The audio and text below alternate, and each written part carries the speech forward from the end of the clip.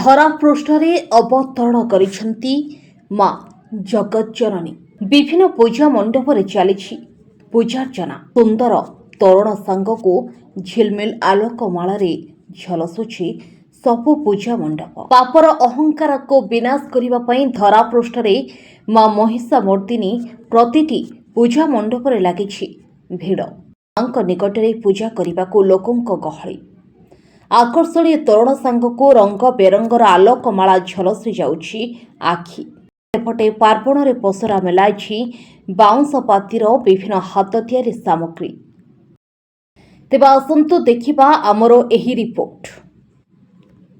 ପାର୍ବଣରେ ଗାଁରୁ ସହର ସବୁଠି ସମସ୍ତେ ଉଲ୍ଲାସିତ। ବିଭିନ୍ନ ରୂପରେ ପୂଜା ମଣ୍ଡପରେ ପୂଜା ପାଉଛନ୍ତି ମା। ଲୋକଙ୍କ ଭିଡ଼ ସାଙ୍ଗକୁ ମନ ମୋହୁଛି ଆକର୍ଷଣୀୟ ତୋରଣ ସହ ରଙ୍ଗୀନ ମାଳା। ସମସ୍ତେ ଉତ୍ସବ ମୁଖର ଥିବାବେଳେ ବାଉଁଶ ପାତିର ବିଭିନ୍ନ ହାତ ତିଆରି ସାମଗ୍ରୀ ଲୋକଙ୍କୁ କରୁଛି ଆକୃଷ୍ଟ। ସେ ବାଉଁଶ ପାତିର ସାମଗ୍ରୀ କିଣିବାକୁ ବଢ଼ିଛି ଲୋକଙ୍କ ଚାହିଦା। ରାଜଧାନୀର ତୋରଣ କଟକର ଚାନ୍ଦିମେଢ଼ କିଏ ବା ନ ଦେଖି ରହିପାରୁଛି। ବିଶେଷ କରି ସନ୍ଧ୍ୟା ହେଲେ ପୂଜା ମଣ୍ଡପରେ ନାହିଁ ନଥିବା ଲୋକଙ୍କ ଭିଡ଼। ଭିଡ଼କୁ ନିୟନ୍ତ୍ରଣ କରିବା ପାଇଁ ପୋଲିସ ବି ହେଉଛି ନାକେଦମ।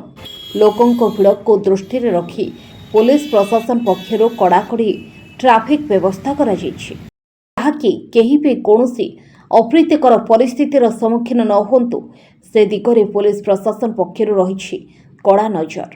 ବ୍ୟୁରୋ ରିପୋର୍ଟ, ଖବର ଟୁଡେ ଓଡ଼ିଶା।